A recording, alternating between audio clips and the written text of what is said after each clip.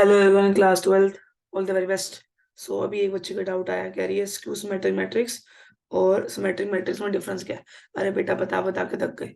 Symmetric matrix क्या होता है? अगर एक मैट्रिक्स का ट्रांसपोज वही मैट्रिक्स आ जाए तो उसको सिमेट्रिक मैट्रिक्स बोलते हैं। ठीक है बच्चे, जैसे कि इसका एग्जांपल दे रखा, बेस्ट एग्जांपल ये।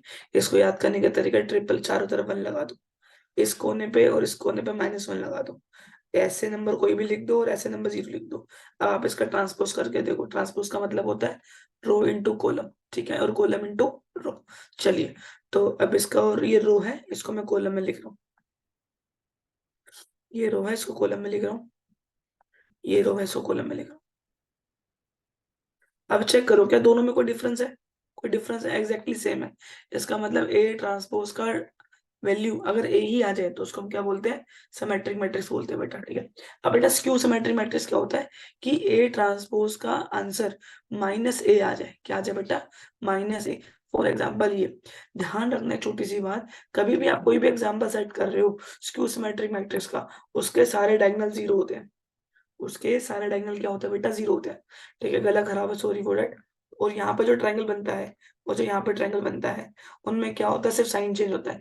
यहाँ 1 पॉजिटिव, यहाँ 1 नेगेटिव, यहाँ 3 पॉजिटिव, यहाँ 3 नेगेटिव, यहाँ 2 नेगेटिव, यहाँ 2 पॉजिटिव। तो आपको इजीली याद हो जाएगा बेटा। ठीक है। अब आप इसको रो को कॉलम में बदलो, तो 0 1 -2 और -1 0 3 और 2 -3 और 0।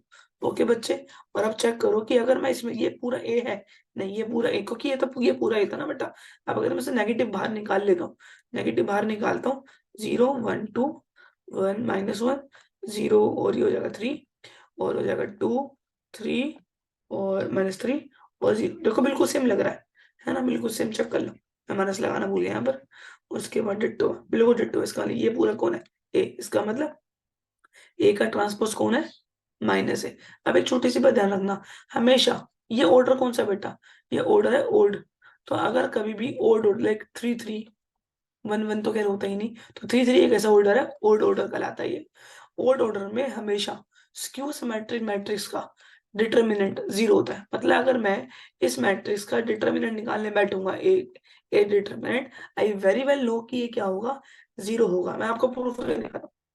ठीक है, इसको सिमेट्रिक मैट्रिक्स मैंने प्रूफ कर दिया। अब इसका मैं वो करता हूँ डिटर्मिनेंट।